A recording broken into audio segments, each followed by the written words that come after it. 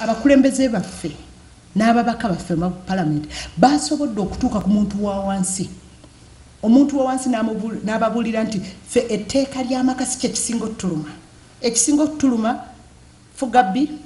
ekisinga okutuluma sente z'omuwi w'omusolo ezisaasaanyizibwa ezibbibwa ekisinga okutuluma kubanga tetulina mazzi mayonjo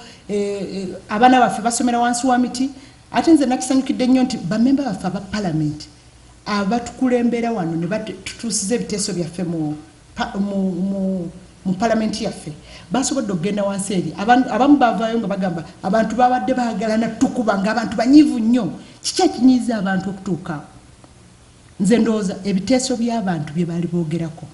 gavumenti bye badde teyogera ate nasanyuse nnyo nti omukulembeze w'eggwanga yavuddeyo n'agamba